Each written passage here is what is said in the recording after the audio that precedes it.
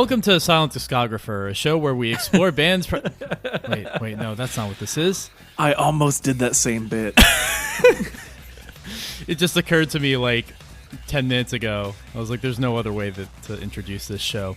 No, of course. This is Time Extend, a podcast all about racing games. I am Adam Ismail. Normally I'm joined by Brendan Rorson, but Brendan unfortunately isn't here. We're thinking about him. He's here in spirit. He's always here in a way. Brendan, I miss you and I love you. Brendan's not here, but who is here? Who's asking? I can't. I don't know what to say, man. I'm not. We just started. I'm not loose enough. I didn't warm up. You know. How many times do I need to guest on this show? Is that what it is? I'm like, I can intro myself now. It's like when your friend comes over and you like offer them like, you know, food or drinks or whatever, but then eventually after they've come over enough times, it's like, you know where all that crap is. Just get it yourself. It's fine. I mean, everyone knows who you are, and if they don't know who you are, then they should go find out. But no, of course. At this point, I'm washing my own dishes in your house. Look, it's honestly the most I think that shows a level of respect and trust that goes beyond anything. I mean, the first time, we're saying this off air, the first time that you were on, which we still haven't revealed your name, so we should just freaking do that right now. You're Andrew goddamn Elmore. You told me once I pronounced your name, I was pronouncing your last name wrong, and I wasn't. Only time in my entire life that anyone has pronounced my name wrong. How am I saying it? You were saying Elmore like it's like got a space in there and is of some kind of like Latin descent, and it's not. It's just Elmore. It's very boring. Yeah. No, I didn't even realize I was doing it. But it's all good. Look, you're here because you, beautiful soul, decided to make an album of music, a music album with songs on it, 31 songs, all about racing games. Well, not about racing games, inspired by racing games. It's right there on the cover, and I'm already messing it up. And it is called... Stay on brand. Read the copy out. It is called Digital Motorsport, and it came out... We're recording this a couple days after it came out. Came out on Friday. This is Sunday. Yep. And I've listened to it a bunch of times. This is the... I'm so sorry. Don't you dare. Don't you dare. This is the follow-up to Real Racing Roots 2019. Right? In a way. Which is how we met. Exactly. So, yeah, one of the earlier episodes of Time Extends, probably within the first 10 or 20, I can't really remember, but you came on, and this was when Real Racing Roots came out, and had you on. I didn't know who you were. I don't know even how I came across the album, but I discovered it, and immediately was like, this person is making my dreams come true, and we need to have him on the show. Aw. And I was really scared to talk to you, but you are not an intimidating person. You just, I was just like, I don't think we had ever had a guest on Time Extend at that point. So this was like a big moment. I think you had a few. I don't think I was the first one. Because I went through, when you asked me, before I responded, I went through and downloaded and listened to every single episode that you guys have posted so far. Okay. Partially, first and foremost, to make sure I wasn't going on some weird, like, secret Nazi podcast. Make sure that, like, you guys weren't, like, Tories or whatever, but... well, look, Bren's the Tory. I'm not, I have nothing. Oh, no. No, he's not. Don't slander him when he's not here to defend himself. But yeah, it was half that and then half like, what? Someone just finally started a podcast about racing games? That's great. I want this in my life. And it turns out it was great and continues to be great. Congrats again on hitting 50, by the way. Thank you. But yeah, it's... that is how we met. Somehow... So, how did... I feel like you said someone linked you that album at some point. Like, Someone linked me. There's a good chance it was Fernando. So was it Fernando? Fernando, who's the Slightly Mad Studios Project Cars. Cheeky Nando's, as they call him. Yeah, he's the Project Cars community manager. It might have been him because he's always got his ear to the ground, to the tarmac. To the tarmac, the finger he's on out the there pulse with the paint of can, painting dicks on the Nürburgring.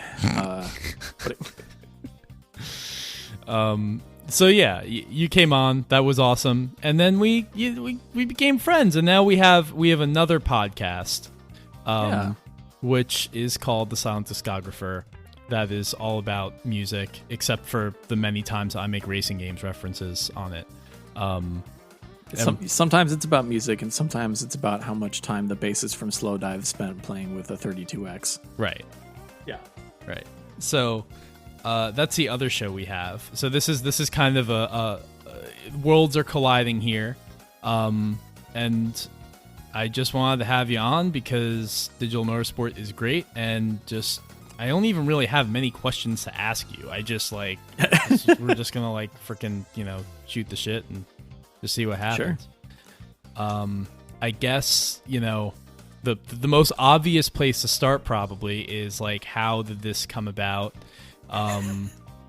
You did Real Racing Roots 2019, which a lot of, because there's a secret cult of Ridge Racer fans on the internet that nobody really knows until a piece of media is released, and then they all just they come out of the woodwork, and it's there are amazing. Dozens of us. Exactly.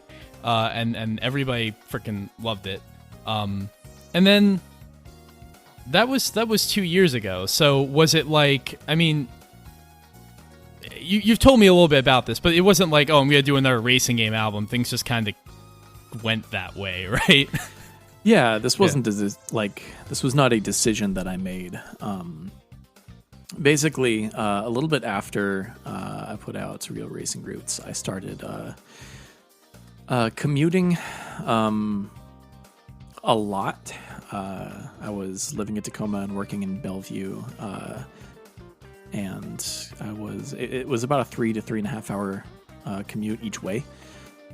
So I did not have any energy to do or make anything. I really, really wanted to follow that album up because I felt like I could do better.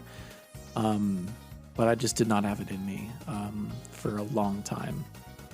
And slowly here and there, I would blink around with little ideas or whatever when I just needed to get something out of my system. And or sometimes I would be in the shower and get a melody hook stuck in my head, and I'm like, okay, I just need to keep whistling this until I can get out, dry off, throw some pants on, and go record a guitar track really quick so I don't forget this. Which is how 24 Hours in France came to be, and a few of the others. But thanks, buddy. But yeah, generally I was I wanted to make just race and jazz in general, and I still do, because I didn't actually accomplish anything close to what I sort of set out to do.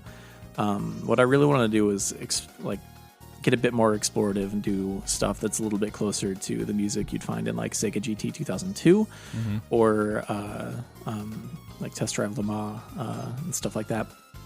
And there's a little bit of that in here, I think, but I really wanted to do more of that, and it just was not working. I did not have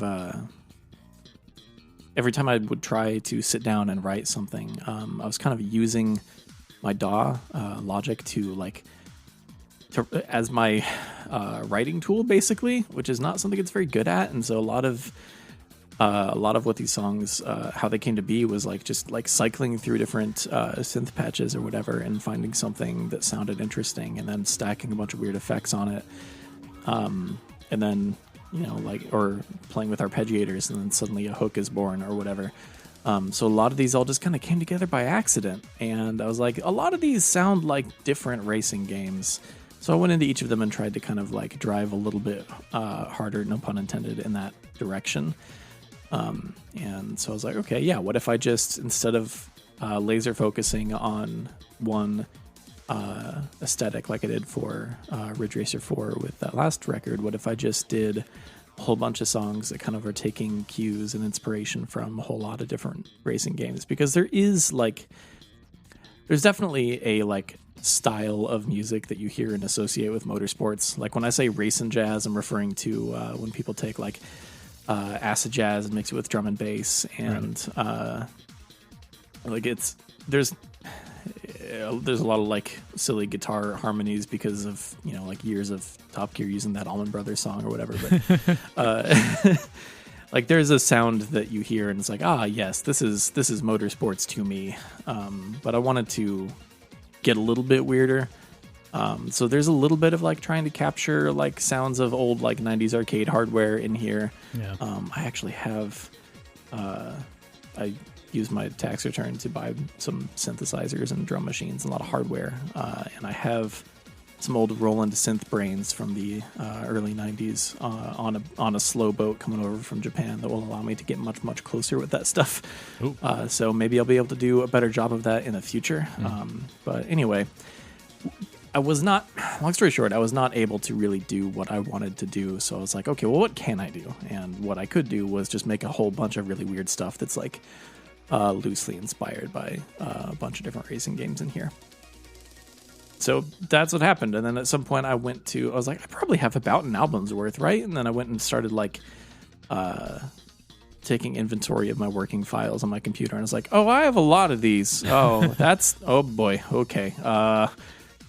This is what they would have called back in the day a double album.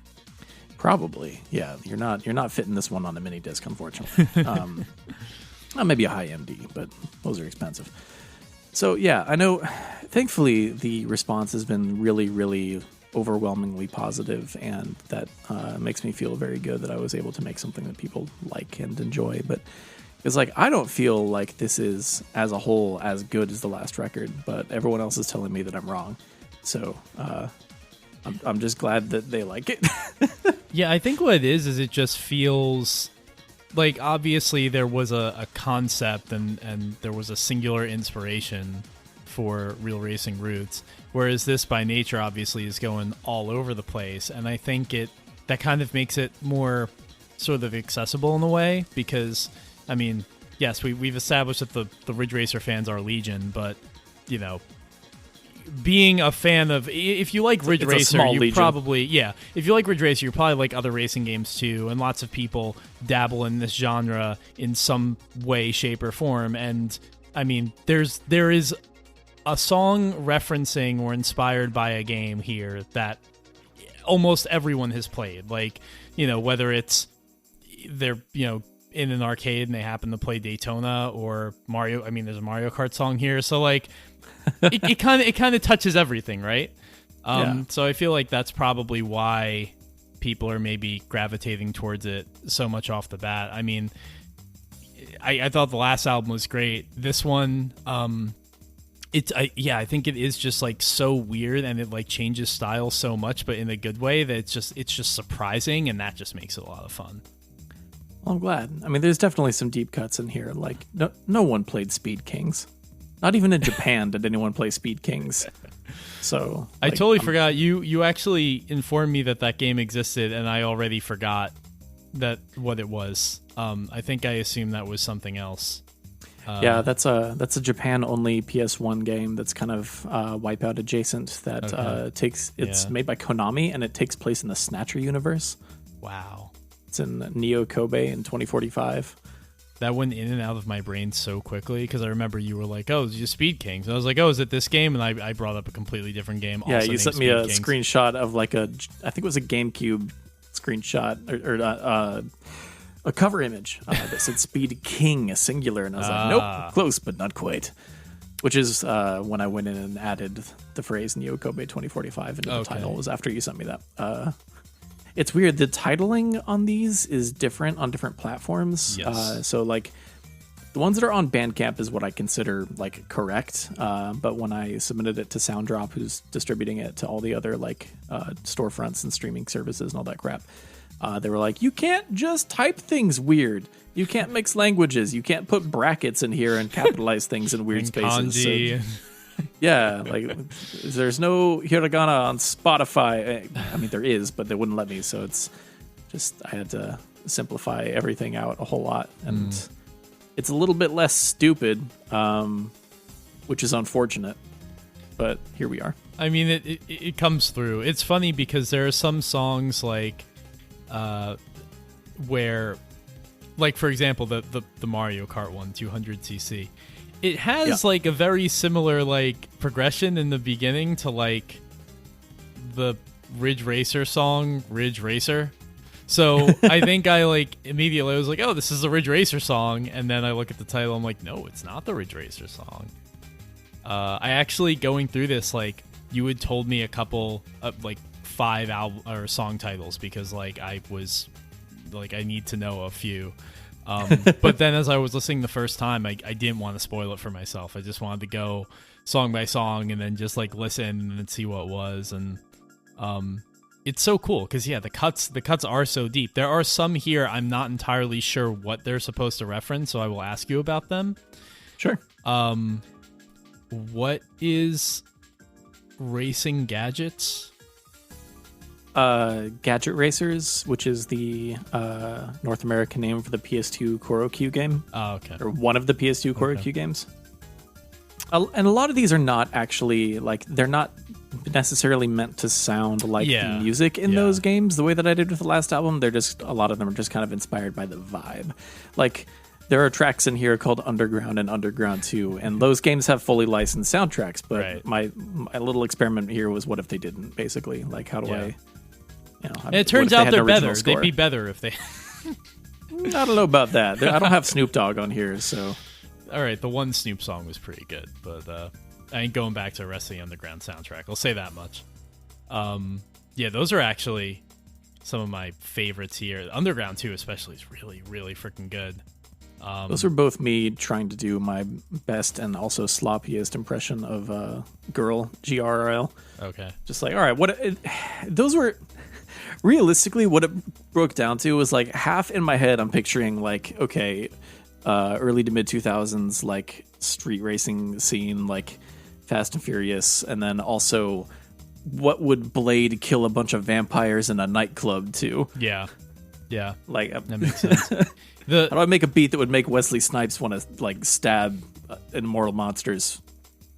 What I love about some of these is like it's clear what your inspiration is or where you think, as you said, you're not trying to necessarily like do something in the exact same style or replace those songs, but it's clear where your mind was. But then like I'll hear a song and I'll be like, actually, like in my head, like this seems like a really good fit for this other game too. And so like listening to Underground 2, I got it in my head really quickly that like this sounds like the Vector Man title music. Which is a really good freaking song, like the title screen to Vector Man. It's banging. It's very short, so this is like a extended version of it that I like a lot. And then the 2097 XL, which obviously is Wipeout. That just seemed. Don't know what gave you that idea.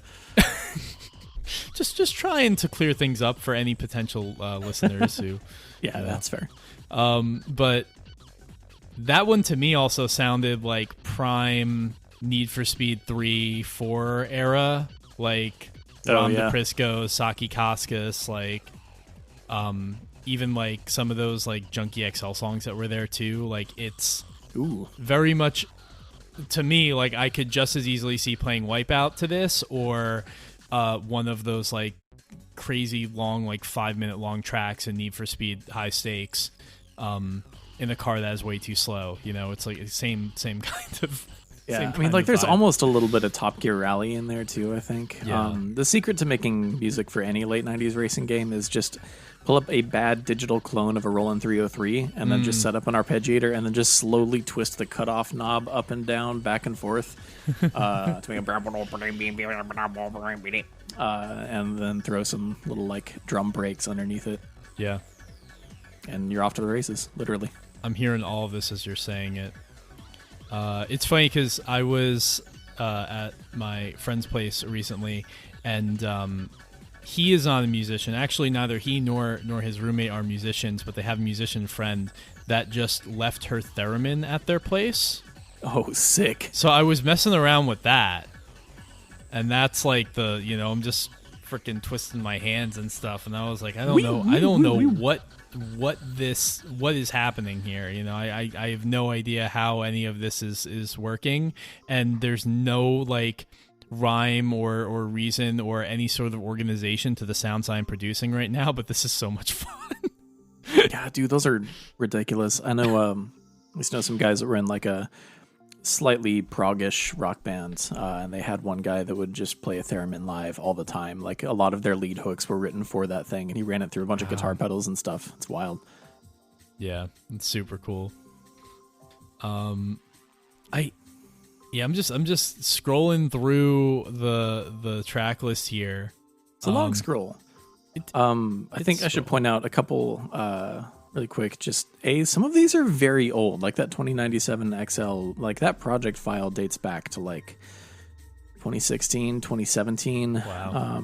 And Takedown is a song that's been sitting on the hard drive of like 3 computers ago since 2014. I never really knew what to do with it. There's a spot in the back half of that song where it breaks down for just a second and it's silent before the drums come back in. Yeah. I was working on a mix of that one night, like 85 apartments ago, and I was mixing on headphones, and I was listening through it, and it got to that part in the silence, and then I hear my wife yell for me from the other room, and then the drums kick back in. It's because we were having a baby. So it's like, oh wow, it was just like yelling like, okay, time to go. Oh now is okay. All right, let's go. Oh wow, so that's my like primary memory associated with that song. It's been sitting there. I've never known what to do with it. I've tried like adding vocals, but the mix is too dense, and I hate writing lyrics. So I just redid the mix and master pass on it, and I was like, you know what, Burnout. It's very Burnout. This is a love letter to Burnout 3 now, what this is. And the funny thing is, like, even though Burnout at a certain point had the licensed soundtracks that started with Takedown when the series went to EA, they still had some original guitar tunes in that game that were very much like what you would have heard in Point of Impact or the one before. So this, to me, just feels like a continuation of that. Like almost like, what if Burnout just kind of, didn't become this huge EA, franchise, and then got with all the licensed music, which like I do like this the licensed soundtrack to Burnout Takedown, so but this is good. Yeah, this is good too. If it gives anyone any context, I recorded that after coming home from a Cloud Nothings show. Oh, okay. Yeah, Cloud Nothings is great. Agreed. That was right after they lost their other guitarist, though, so it was kind of like, man, there's a lot of just like there's just whole melodies missing from a lot of these songs. But yeah, never seen them live. Want to recommend it, if assuming the world ever starts spinning again. Assuming that's ever possible. You really captured the shock and horror that a PS2 can't read the disc that I put inside of it with the Discrete Error song. I'm just thinking about that now. Like, there is something unsettling about that song. And there's a horrifying screen when it happens to you. It's like, it's a bad feeling. It's scary. Yeah. When it turns red and your heart just drops down into your stomach juices. Yeah, I don't know why they had to make it so like violent and it is scary. Like, I mean, that's around the time that they had David Lynch making commercials for them, so maybe they were just in a fever dream kind of mood. But for sure. This is definitely another one that like started as something else but never really became anything, and I was like, okay, what if basically is how most of these came to be. So any of the tracks that have like brackets around them in Bandcamp, like Disread Error and Memory Card, what else we got in here? I think there's a few more. I should have this in front of me. Insert credit. Yeah, that Loading. one. Like a lot of those are not. Yeah, those ones. Those are all kind of little interstitials and not necessarily based around one specific game, but more just like things that remind me of other parts of the experience of playing old racing games. Yeah, it's funny. Like, I really didn't think about. Like, I kind of assumed that they were just kind of more general parts of the track list. But now, like, I'm listening to insert credit, and I'm thinking of like the music that plays during like the Scud Race track screen or something like that. Yeah, it does seem like it could fit for that. Yeah, I was definitely going for a track screen arcade vibes. It was also a lot of the actual sounds in there were inspired by Kurt Feldman's music for the podcast Insert Credit, which is my favorite games related podcast. I regret going so hard with all the fake crash symbols on here. Like, that would have been funny if I did it once, but I did it like 1,000 times, and it's just too much. Like, there are so many things on this album I'm like, oh, I meant to fix that. Oh, well. Like, the snare hits too hard in the first track. There's stuff all over the place that I like. Oh, shoot, I put this out too early, huh? Oh, well. Too late now. Look, this is the curse of being, you know, of like, you know, doing your own work and putting it out there. Like, you're always going to feel that way, right? So yeah, and like once you've, you know, especially when you're doing it all on your own, you hear something so many thousands of times that you don't notice anymore. Yeah. And then suddenly it's out and you're aware that other people have access to it, and it's like, oh crap, and it puts this like mental microscope on all of the small details that you don't that you're not as happy with as you could have been. But like, I'm not gonna fix wolves on this. I'm not gonna go back and like Kanye, you know, update, tweak them and re-upload them. Yeah. You know, updating the life of Pablo or something like that. Yeah. He never got around to fixing wolves, but he did ruin waves. That's a conversation for a different day. So one example of, I feel like, of kind of what you're talking about, of like you being led in a certain direction. This, I learned about this on Twitter yesterday because we were talking, and I was surprised. You almost cut one of my favorite songs here from the album because you thought it was too long and indulgent, which, like, it is long and indulgent, but those aren't bad things. Those are great, beautiful, wonderful things. And yeah, I'm just, Enthusiast is so freaking good. That's the one I played for my friend in the car the other day, who likes racing and stuff, but like, you know, doesn't I don't know, just like doesn't really explore or whatever. And I was like, but he knows that like I do the podcast and the podcast I do, and he knows about you. So I was like, if you're gonna listen to a song, the one I think that would blow you away off the bat is probably Enthusiast. And he was just fucking bopping the whole time. So that's so wild to me. Like, yeah, Enthusiast is the song. It's the only one that I've gotten specific feedback on. Like, I've had like 5 people on Twitter message me about this track, and I literally almost cut it so many times. Like, I moved it to the second to the last. It is track 30 of 31 on here, because I was like, no one's gonna want to hear this. Like, that's why I bumped Orbital Gymnastics down there so far too. That's the other one that I was like, I shouldn't put this out, but here we are. Yeah, Enthusiast is oh man, okay, so Enthusia is a PS2 racing game it's a that bad I game. know No, has a lot of there's a lot of let's say some infighting in the Time Extend community about Enthusia. One thing that everyone can agree on with both that and Driving Emotion Type S, though, is that they have killer soundtracks. They have really, really good music. Yep. So it was partially inspired by that, like the music itself, and also like something that I think you get a good taste of early in the career mode of Enthusia is some good like lengthy races that are tense because the handling model in that game is unique. It's like how they say in rally, in rallying, it's like you're not racing against another driver, you're racing against a clock. In Enthusiast, you're racing against the game's own physics model.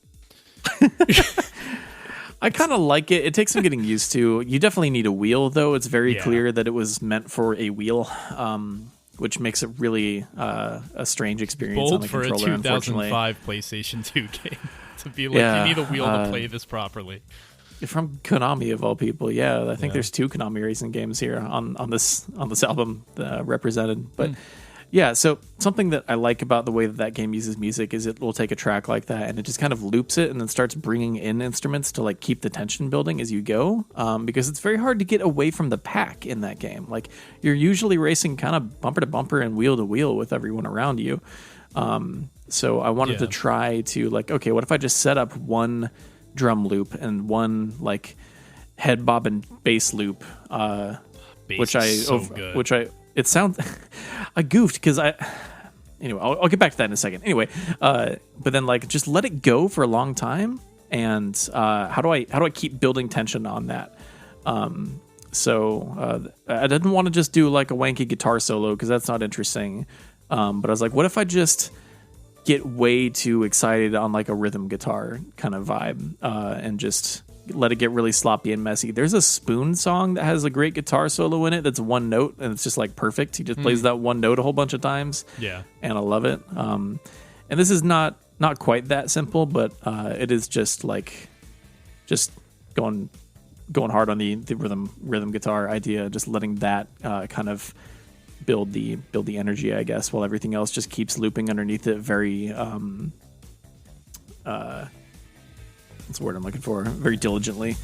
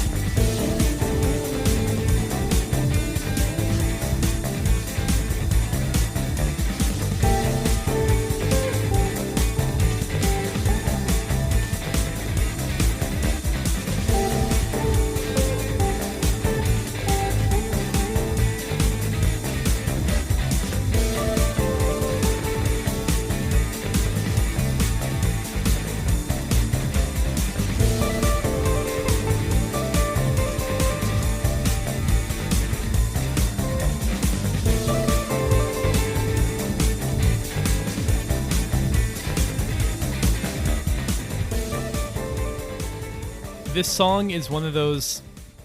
It's one of those songs where it's like, as parts are added to it, as it gets more complex, it just feels like you're revealing something that you didn't even know was there or was possible. It's like the song probably can't get better than this bass line, and then it does, and then it does like 5 more times, and it's like, wow, it's been 6 minutes or close to it, and it feels like a trip, and it's, yeah, I think, like, to me, it's just the energy of this track is so great, and like I could see it in Enthusia. My mind goes to Test Drive Le Mans because I feel like maybe probably with like the crashing those cymbals and everything races. like that, it's like yeah. A lot of songs in Test Drive Le Mans have this kind of percussion, right? Yeah, have that kind of jazzy guitar too, and have the bass. So yeah. Yeah, so all that guitar stuff was all one take because I did. The whole goal was to do it in one take, regardless. And I tried like 4 or 5 different times with just like improving, like, you know, a big elaborate guitar solo over that looping bass, but there wasn't enough there because it never changes chords really. It never changes a root note. I did the LCD sound system thing where it's just like, okay, here's a beat and a note, and just like build on that and make it ridiculous for as long as you can. And so instead I just, did a, more simple, more like jangly, more angry and aggressive, like rhythm guitar take on it. And I guess the secret to keeping that interesting was just like, what do I play to keep myself from getting bored while this drags on for like 6 minutes? And I guess that seems to have worked. I still feel weird about having put it on the record, but I mean, I guess I'm glad I did because it seems like people are into it. As for the bass line, the only bass that I own is a bass 6, Fender bass 6, which is a 6-string bass with a short scale neck. So it's basically just a guitar, but dropped down an octave. Like, it even still has a whammy bar and everything. You can play chords on that thing. It's great. You can play these songs with them. You can play these songs with chords. Sorry. But it's got a Fender Jaguar style pickup setup, which means each pickup has an on and off switch. So instead of selecting between pickups, you can just have any combination of them on or off. So I layered like 4 different combinations on here, and then one an octave higher for that doom doom doom doom doom doom doom doom doom doom doom doom. And it kind of sounds a little bit out of tune as a result, I think, because they're all slightly different, because they're all overdubbed, and you probably shouldn't be overdubbing bass like that. But I don't know. I wanted to fill up that space and make it beefy, and also have enough pick attack and brightness on it that it will like cut through the mix.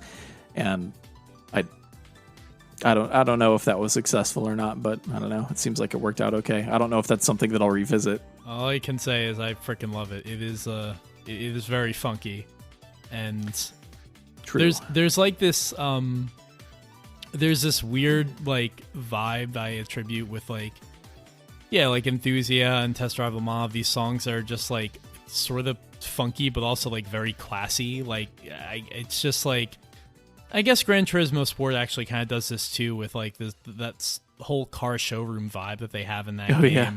I mean, it really is the racing jazz thing taken to the ultimate. But yeah, I think it's great. I think it's I'm really happy it's here. Really happy I got to hear it. And it's not a long song that feels long. You know, like it's not like I didn't realize this song was probably as long as it is until you pointed out to me, and I was like, oh yeah, this is 6 minutes. I just like it's just great. You don't really think about it. Yeah, exactly 6 minutes.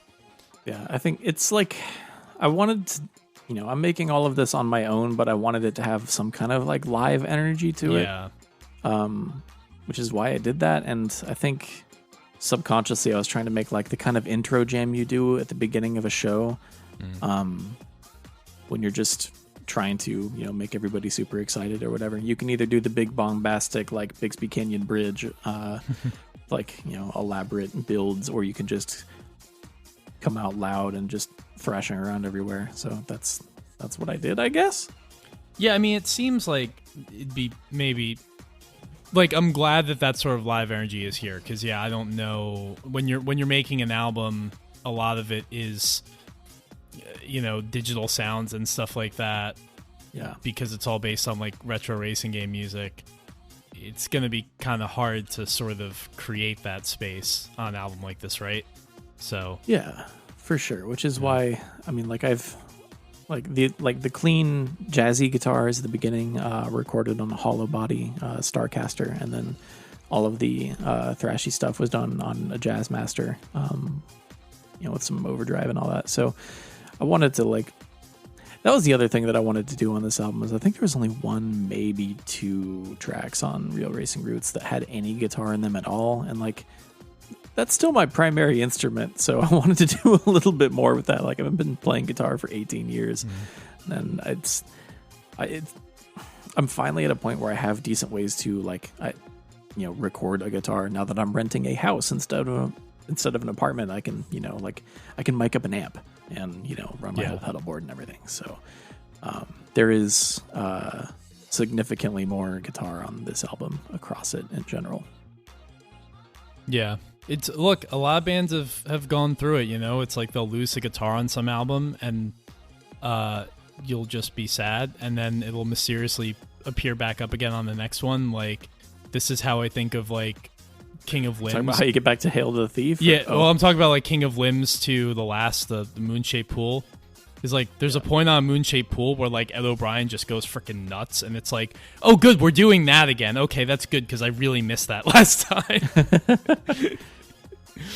I haven't listened to either of those albums in years. Moonshade Pool is good. It's good. It's very good. I definitely prefer it to King of Limbs, but yeah, I feel like that's the general consensus. But I need to go back to it at some point, or we'll end up doing it for Silent Disco at some point. Silent Disco. Yeah, I've started saying that shorthand, and I was like, oh, that's actually a thing that people do, isn't it? Yeah. Anyway. Yeah, I don't know what it means though, but it's definitely a thing I've heard before. It's like I've seen it at events and stuff. Like there's that classic. I think it was a Vine where it's just a lady pointing the camera at her window, and there's 3 guys in the backyard of the house next door having a barbecue, and they all just have headphones on and they're dancing, they're just having their own quiet little party. But I've also I've been to an event where there is a DJ doing live music, but also there are 3 other DJs doing music that is being sent out to headsets that people are renting. You can tune into one of those 3 frequencies, so everyone's like, it's like, oh, if you don't like this DJ, you just listen to this other one. And I'm like, I don't know what the point is of this. Yeah, I don't like that. It's very strange to me, and weird. You can tell by the color of the LEDs that's lit up on the person's head which DJ they're listening to. So you can go I guess theoretically groove with those people, but something about it just it's very. I'm gonna start creating little cliques and factions on the dance floor. It's like I don't know if that was the intent. All the green kids are over here. All the blue kids are over there. Well, luckily, I mean, look, there's no dancing anywhere these days. So yeah. But no. Going back to the album, what is Orbital Gymnastics supposed to be inspired by or relate to? That's still roughly Wipeout. I don't know. I found that NASA sample, and I was like, I just want to make a bunch of loud, weird sounds over this. And I think it's the worst track on the record for sure. But there's still just enough aspects of it that are fun enough that I left it in anyway. And I was like, yeah, sure, whatever. At this point, I'm going for quantity over quality anyway, so who cares? I was just thinking of Rush 2049 because I was thinking of a game where you can flip your car and crap like that. But I don't remember what the hell Rush 2049 sounds like. So not like this. The name Orbital Gymnastics comes from the NASA sample at the beginning. That's a thing that he says. If you listen at the intro there. Also, speaking of mistakes I meant to fix, there are a bunch of parts where I wanted to cut that sample out here so it's not in the way, but I think I just let it run the whole time, and it's just very strange.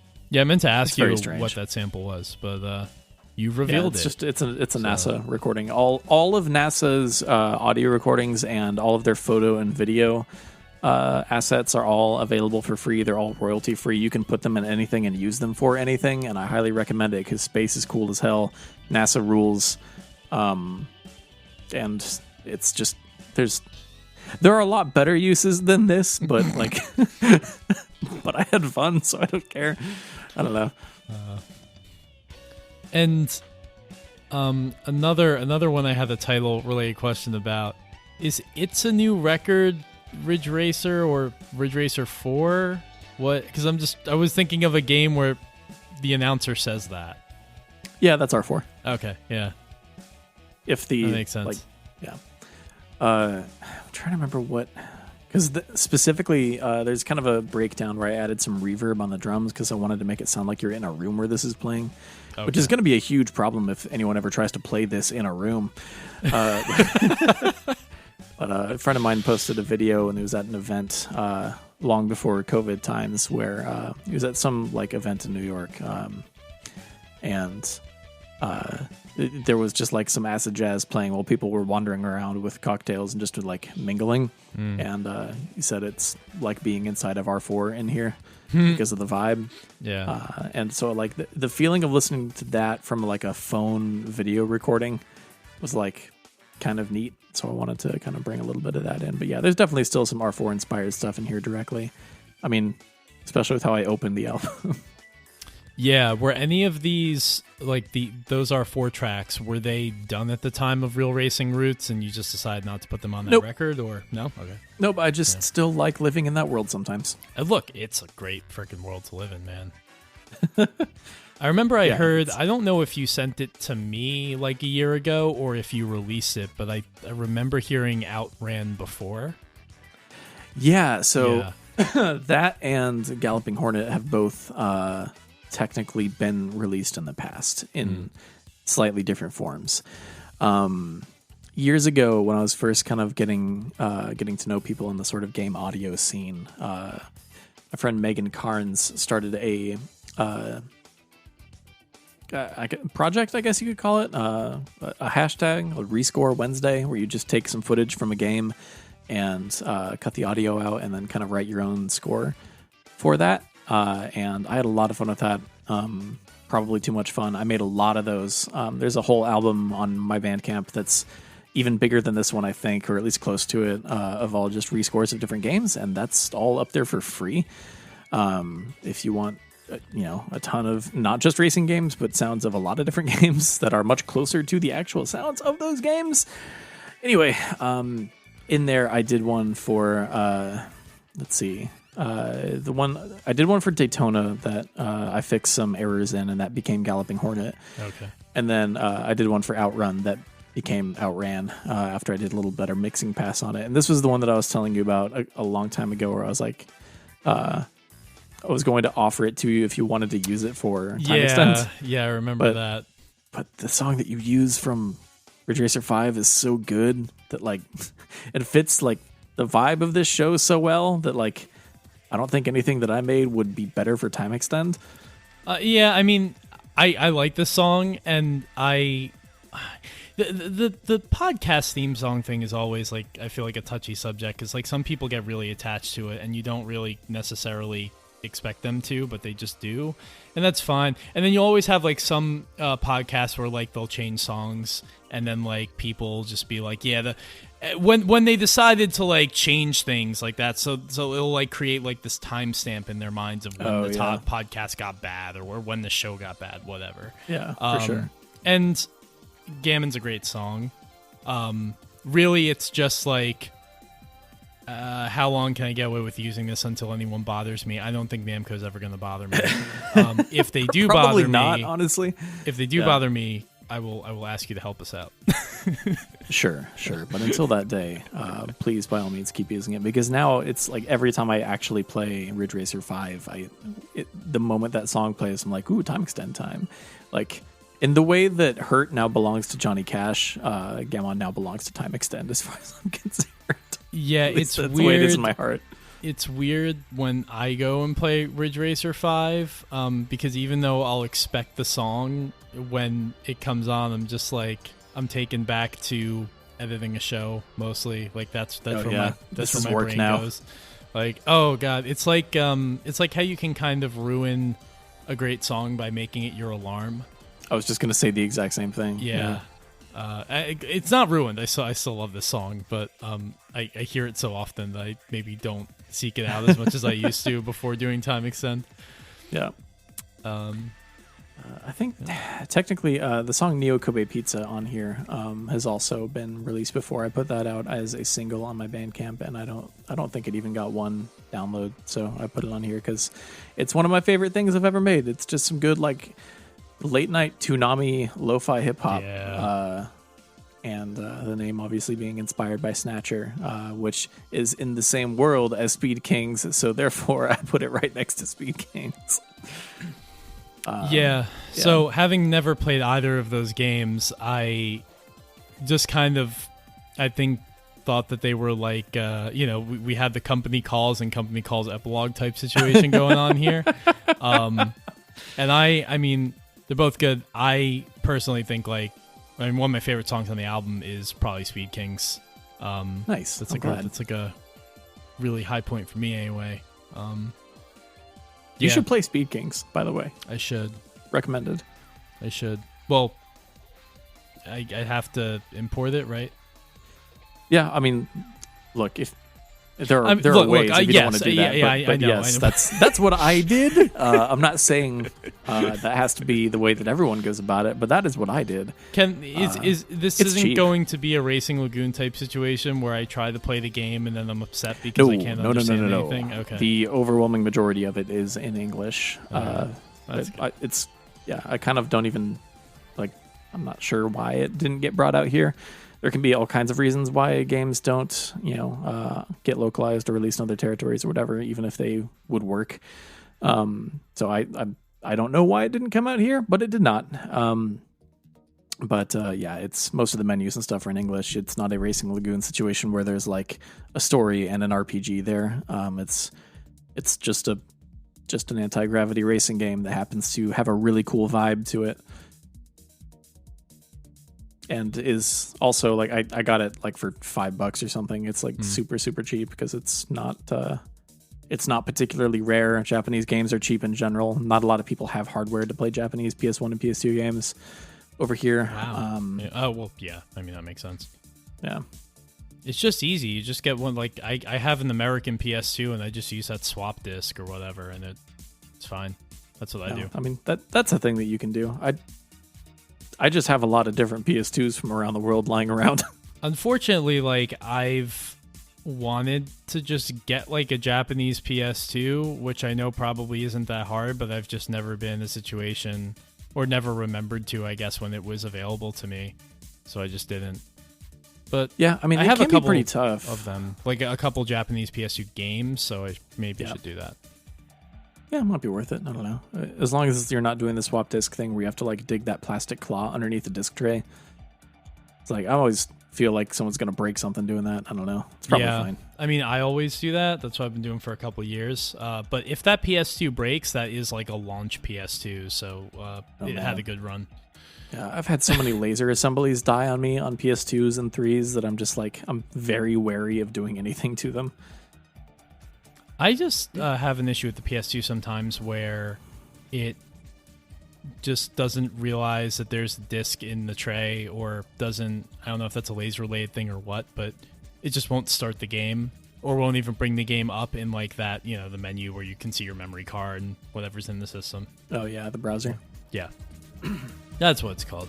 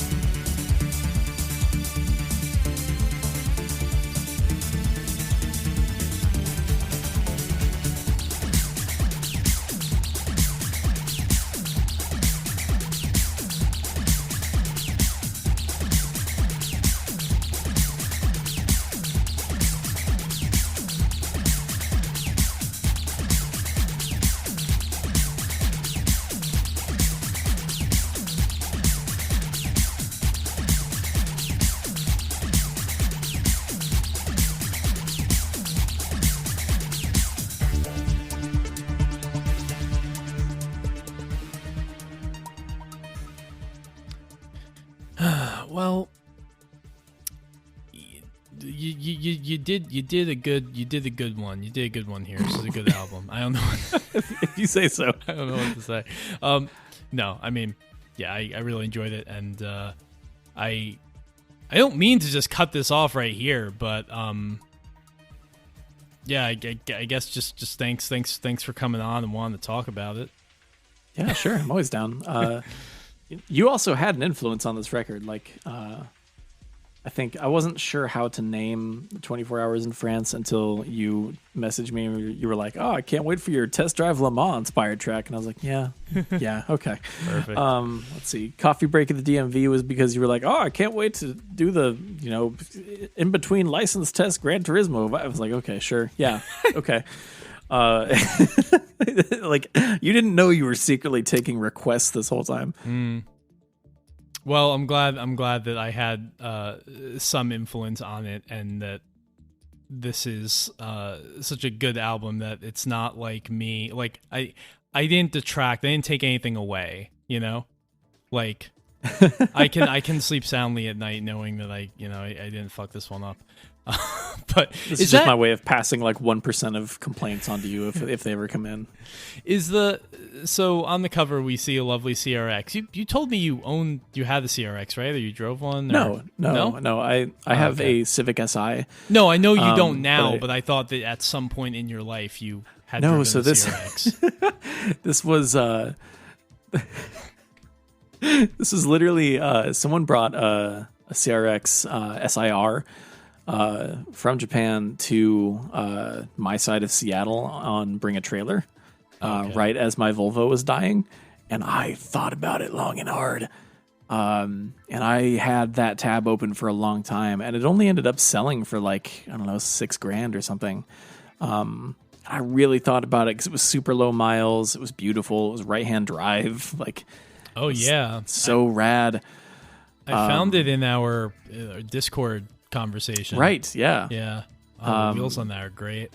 They are. Yeah, it's in really great shape. But I obviously do not have money lying around, and I didn't have a good way to sell my Volvo, and I didn't know, like, I've never just bought a car from a person that way. I had a car given. I had my old 98 Accord was just kind of given to me by someone who did not, needed to get rid of a problem. And so I didn't realistically have a way to get this, but I was like, man. So I just like sat there staring at that car for a long time, and the illustration on the cover art here was me taking one of the photos from the Bring a Trailer pickup, and then just like dropping that in Illustrator, and then just like tracing all the lines over it as vectors, and building the illustration using that photo as a reference. So this is just a photo of a CRX SIR that I stared at for a long time. And did that illustration of, and I didn't really know what to do with it. And then by the time I was putting this album together, I was like in the process of submitting all the tracks to Sounddrop, and I was like, I don't even know what I'm going to call this thing. And then one night it just hit me, and then I decided to use this for the album art as well. And I was hoping to I want to give the text treatment a little bit of that like dashboard light, like a check engine light kind of thing. So that was the inspo there, because I just really didn't know what else I wanted to do. With the last album, it was easy because it was based off of one game, and I could just use kind of that color palette and the imagery of the Jog-Con and the little drifting car. That was very R4, I felt. But here I was like, I'm all over the place with this, so I don't know. You could go in any direction. You could do anything. Yeah. So I did this, and it kind of looks like a weird fake 80s, like what people thought cyberspace was going to look like in terms of how it was represented in media. It's like, that kind of Tron-esque outline. I mean, really, it's just the Virtual Boy. Yeah, that's really what I was going for, was Tellero boxing and Nestor's funky racing. Right. Yeah. Exactly. Still need to play one of those one day. Yeah, I got an opportunity to once at a local game store after befriending the people there, and they had one. They came in and they were like, "Yeah, it actually works." And I held it up to my face, and only one eye worked, and that's a very common problem with those. Is one of them just disconnects, and I've heard it's a quick fix, but I still have yet to put a functioning Virtual Boy on my face, and I feel like I'm betraying my own brand by not owning a Virtual Boy, but also, I don't know what I'd want to play on it besides that Wario game. And I'm afraid to look at what quarantine price spikes did to them. Yeah. Because it used to be you could get one in decent shape for like $100, which is not that bad, all things considered, in terms of like rare old game hardware that's quirky and has interesting and tragic history. It's got the same kind of issue as I think like the 32X and the Sega CD do, where like I'm not going to go through all of this trouble to play Virtual Racing Deluxe when I could, if I really wanted to play Virtual Racing Deluxe, I could do it on my MacBook Pro at this point. I mean, I like going through all that trouble for that stuff, because instead of I have a tightly packed bundle of worms where my brain should be, but that's tightly me. Packed. At least they're dense. They don't take up a lot of space. Well, they use the space efficiently. Occasionally one will peek out of a nostril or whatever, and I got to shove them back in there, but it's fine. Is there any racing game discovery or anything you've been playing lately that you want to shout out now? Because sometimes, listeners, you don't know this, but we'll do the Silent Discographer, and then sometimes when we both have time, we'll just end up talking about like something. Like last time, probably was like Togear was like the last one that we spent hours on, and that's how we end up talking about Togear on episode 50 of Time Extend. Yeah. So, and usually we'll talk about these things as be like, this would just be great to just include somewhere, but since we're doing a music podcast, they never go anywhere. So that's what I'm trying to encourage right now. Sure. Yeah, I'm trying to think of anything that I would have picked up recently that might be interesting to talk about. Because like mostly I've just been playing a lot of like God Hand and old treasure games. Like I haven't been doing a whole lot of racing games as of late. Let me take a look really quick because see if I picked anything up that might be worth bringing up here. If you can vamp for a second. Yeah, I'm trying to think like what I've been up to lately. I did dabble in Daytona 2001 earlier this week. It's a weird game. Which is a very, very weird game. I was an idiot. I didn't realize that game is very hard unless you use one of the cheat cars, and then it just becomes very, very easy. So I'm going to finally beat it now using a Pyewacket Barchetta because it's too hard to beat that game otherwise. Yeah, and you know about the whole steering wheel thing. Yeah. I mean, the great thing about the Pyewacket Barchetta is that those stupid three-wheel looking cars. Not matter. Yeah, it has so much grip that it really doesn't matter. Great. Yeah, you can really just drive it normally and almost never drift, and you'll be fine. Perfect. Oh, man, I haven't played that game in a long time. In terms of recent racing games I got Ridge Racer on PSP, which I've had digitally forever, but I picked up a copy of that. I bought Blur finally after you've been bugging me about it for like 2 years. That is a fascinating and strange game. Yeah. For a lot of reasons. Let's see what else. I bought Street Racing Syndicate for some reason. Have not fired that up yet. I bought MotoGP 3. Nice. Yeah, I got that one last year. Yeah, I've never played the Namco MotoGP games, and I like them a lot better than the other ones because they're much more attuned to like. I mean, it's a Namco racing game. That's what I'm here for. Yeah, the Namco MotoGP series is a little bit more arcadey, and honestly, like technically not really pushing the same sort of boundaries that the Climax games were on Xbox. No, like those games it's a different thing. Yeah, they're very different. Although, what makes MotoGP 3 really weird is that it's basically.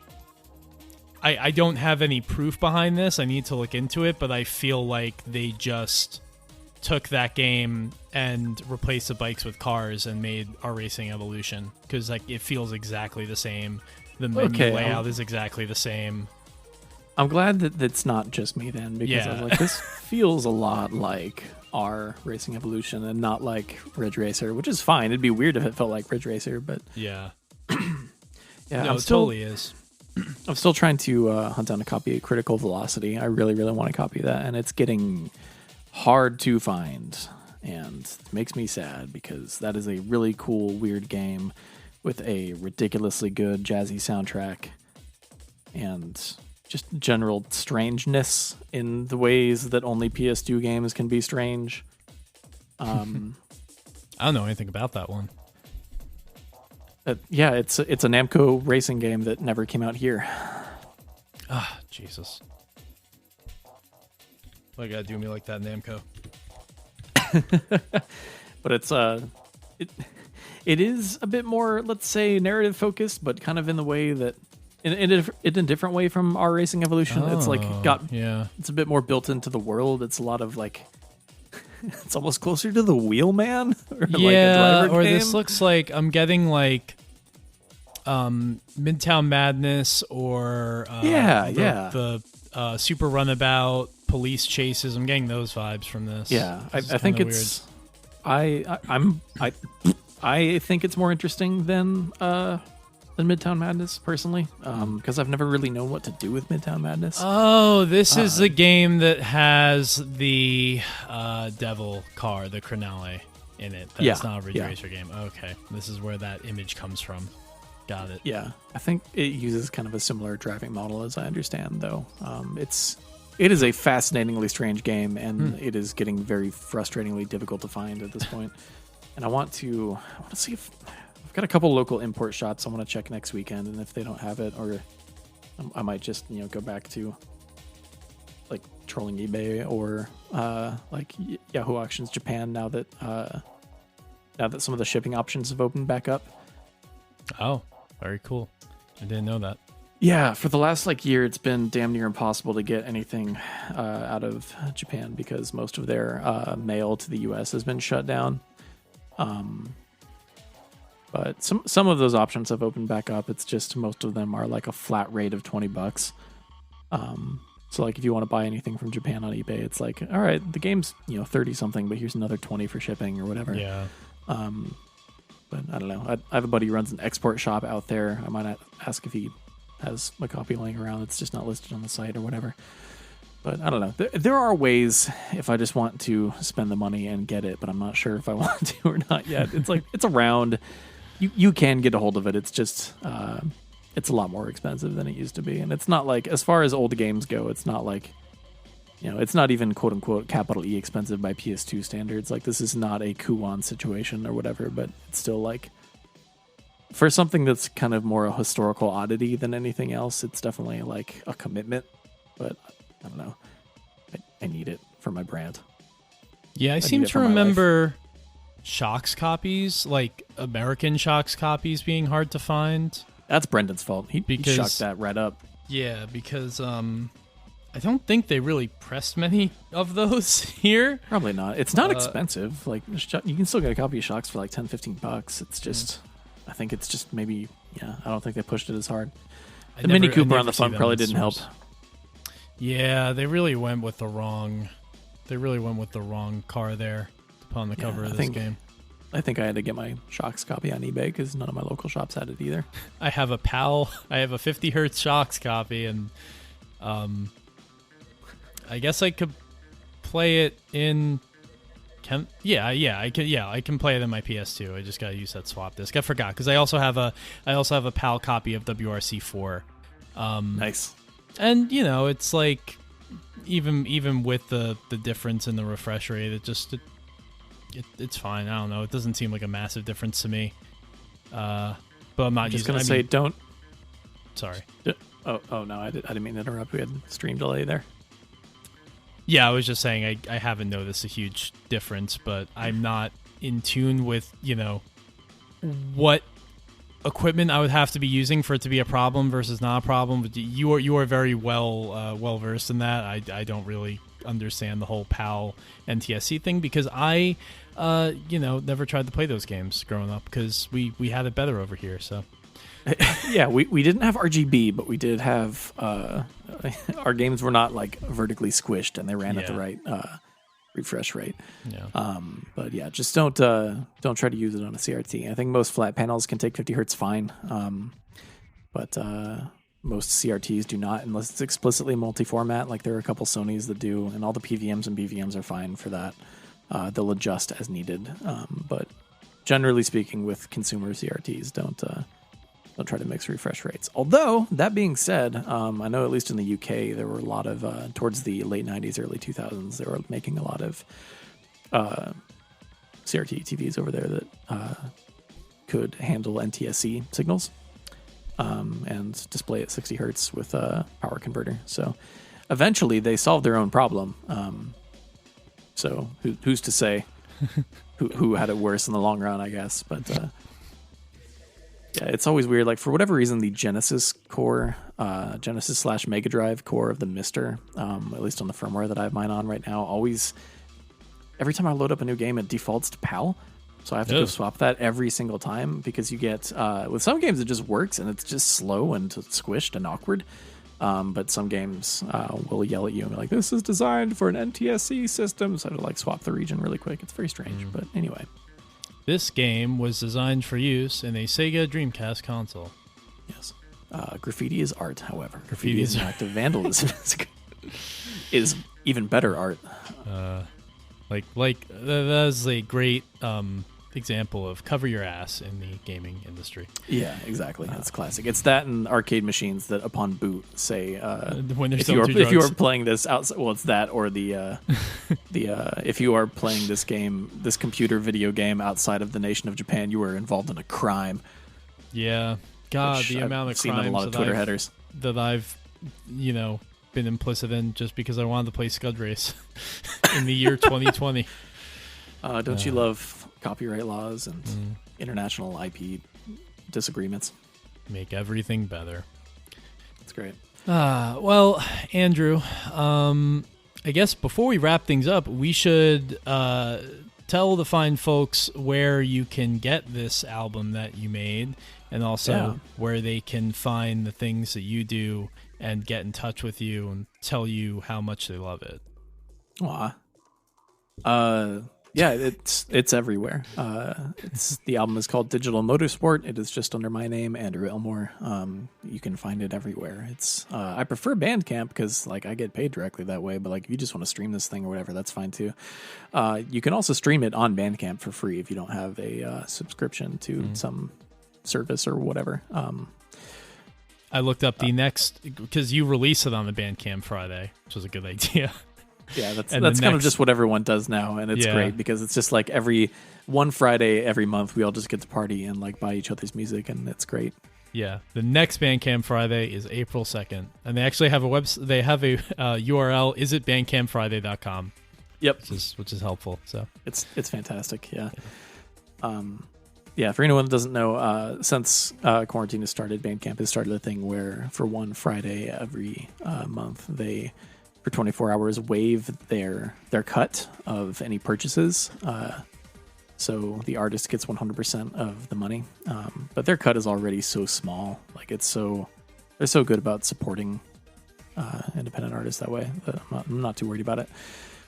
But it just makes for a fun, suddenly everyone on Twitter is talking to each other about, their music and all that. And it's a fun day every time. But you can follow me at Andrew Elmore on Twitter. I'm not really doing much else. I started making some light YouTube stuff recently, but not. Oh yeah, that's true. Not much. I just did one little I tried to do an overview on how surround sound works in retro consoles.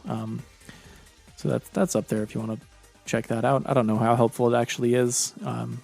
I might have made it more confusing than helpful, but your Super Nintendo can do surround sound natively. It's cool stuff. Anyway, I'm just scared thinking about surround sound. I just get scared thinking of all the wires and speakers I'd have to hook up. Oh, it takes 5 seconds, dude. I've never had a surround sound setup. I'm just we gotta work on that. Once you get that CRT, I'm just going to slowly transform your apartment into my apartment from across the coast, just with my influence. Hey, look, I'd appreciate that, and then I can enjoy the music of Suzuka 8 Hours coming at me from everywhere. Yeah. That get game's all got of a good the soundtrack too. Get all of the glam rock of Ferrari F355 Challenge just in 5 channel surround. F355 Challenge. There you go. All of the not quite Guns N' Roses of that game's OST. Listen, they have the DJ in that game is and I think we covered this on the episode, the Ferrari F355 episode we did forever ago, but he is a famous Japanese radio personality, and they got this guy, and the band that plays the metal band in that game also has some crazy history. So I just love that. There's a lot of context there that I just jumped right over for the sake of the bit. Oh no, I'm not. You were right to just go for the bit. I just think it's funny that Yu Suzuki was this is what I listen to in my Ferrari F355, so this is what everybody should listen to in their Ferrari F355. That's one of the two biggest examples I think of someone making a game just for themselves. It's that, and then what's his name? The guy from Treasure that made Alien Soldier basically was just I'm going to design a game that is for me and no one else. And if anyone else is into it, then awesome, great, good for them. And Alien Soldier is a really cool game, but it is damn hard and very difficult to wrap your brain around. But if you are attuned to that kind of thing, it's like this glorious gift from above. And then, the F355 challenge, I mean, the other thing of just Yu Suzuki being like, man, I love driving this car that I bought with all this money that I made from making these video games. I wish I could share this experience and just make a game that is just for me, but also sell it to other people and make this cool, like, triple monitor arcade cabinet. Anyway, yeah. Look, I'm not going to lie and say that's not what I would do if I didn't have Yu Suzuki's expertise and money, and I was going to say, if you didn't have Yu Suzuki money, Sega in the late 90s, sure, I'd do it at the peak of their like doing literally anything and everything that comes to mind, just like a fire hose of creativity that and game, weirdness. you don't race in that game. You learn gentlemanly driving, and that's the phrase that keeps popping up in F355 challenges: gentlemanly driving. Yeah, it's like it's like when GT Sport launched. Yeah, exactly. Take a class. Before we were doing things that made us look bad, we were learning about gentlemanly driving. Exactly. All right, okay. Sorry. I know we keep trying to wrap this up. I've got literal thunder and lightning outside because God. So before we lose power and connection here, I'll go ahead and wrap this up. But I don't know. Go listen to our other podcast if you like our terrible banter. If you think this is bad, we're much worse on the Silent Discographer, which is a show about I can't just read the intro, but we go through entire band's discographies album by album over there, and we are doing that very slowly because it's more of a record when it's convenient kind of thing. And that's the case. Speaking of podcast theme music, where I wrote one theme and I re-record it in the style of the band that we're covering every time. At least I attempt to. Yeah. I'm trying to figure out how to adapt this to sound like Slater-Kinney. I'm so excited. Previously, we've done Death Cab for Cutie and Slow Dive, and we keep threatening to do REM. Speaking of Death Cab, the one other dumb detail that I wanted to bring up talking about this album, because I haven't talked about it anywhere else yet. Remember, what's that song on Narrow Stairs that just ends really abruptly when their tape machine broke? Was it Long Division or something? Or Pity and Fear? I don't remember. I think it's Pity and Fear. Yeah. I kind of had the digital equivalent of that happen to me here, where I think 24 Hours in France was the first song that, like, when I made that song, I was like, okay, I'm going to, like, I kind of have something here. Maybe I should actually make an album, and I used this to announce it last summer. And then I didn't make any more music for like 6 months. The weird, like, glitched out sound that you hear at the end of this was my Tascam interface crashing, and Logic kept recording. Wow. So that was unintentional, and I just left it in. Oh, that's so cool. It's a really just. I mean, I assumed it was intentional because I think everybody who listens to music assumes that everything that happens is intentional. Which that's is the secret. Not, it's a series definitely of happy not accidents. the case. Yeah, but that's definitely a moment that's like kind of surprising. So it's funny that that's how it came it reminded me of like Adrian Blue's weird forced glitch effects on Talking Heads' Remain in Light. Especially in the first few tracks on that album, he does like a whole guitar solo of that sound. Basically, I read somewhere they like purposely overheated a sampler to make it start crashing, and then they like lit a fire next to it or under it or on it to make it start doing stuff. That didn't happen here. I just like this interface in the better part of a decade that I've had it has crashed on me. I don't know, maybe 3 or 4 times, and it happened to be recording that time while I was tracking a guitar, and Logic happened to capture it, so I just left it in there. Well, something to try for a next album. Just, try to burn all of your equipment and see what happens. Yeah, just, like back when, you to recreate the feeling of trying to send your 360 back in the coffin to Microsoft to get the red ring before the warranty ran out. Yeah, just wrapping it in towels, yep. Yeah, or do the old Dave Clayman IGN trick where you just drop kick it across the living room, and then you get an email from Microsoft PR being like, "Hey, there's a boot scuff on this. What happened?" And be like, "I don't know what you're talking about.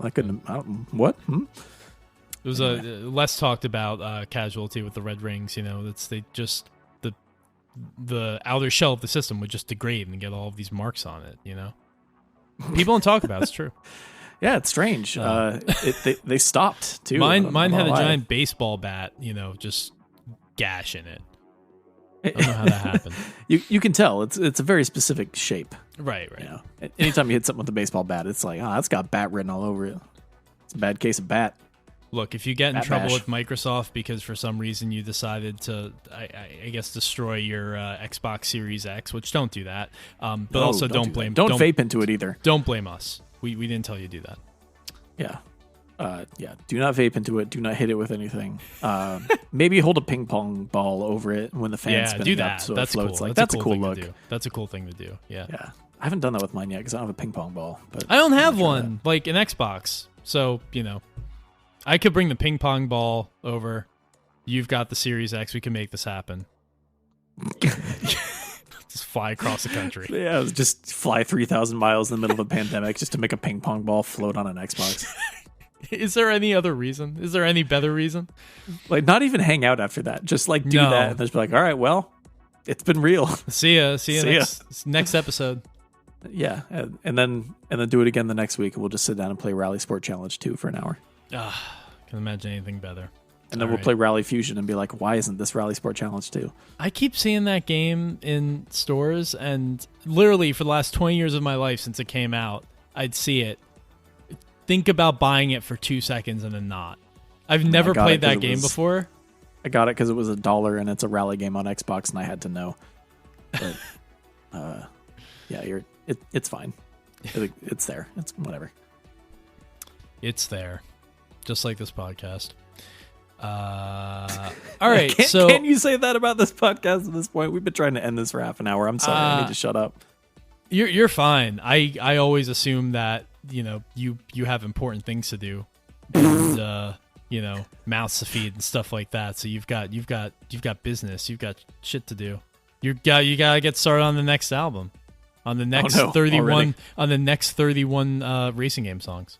Yeah, that's a good question, actually, in terms of what's next, because I still do want to try and make some actual jazzy stuff, but also I've been spending all this time and money on synthesizers and drum machines, and I think I'm just going to play with those. I'm recording everything to minidisc because I'm a parody of myself at this point. It can't be a racing game thing though, because then you're gonna be typecast. It's gonna be like, Andrew, here comes again with the racing jazz. But also, will anyone care if I make anything else? Is the other thing. I think there are people who there are way more people interested in other genres than this one. Probably, but also I've carved out a niche. I don't think anyone's gonna care if I'm just I made music that's not related to anything that you're already familiar with. Just do the Vector Man know, rescore. whatever. That's where you gotta go next. Everyone's favorite There game, you go. Vector Man. Yes, everyone loves Vector Man. Everyone loves Vector Man. Definitely me. I definitely love Vector Man. It's just up there, with all the greats of that platform. There's you've got Gunstar Heroes and Rystar and Castlevania Bloodlines, Contra Hardcore. You got Landstalker, and then you've got Vector Man. Vector Man. This podcast is over. Yeah. It was your turn this time.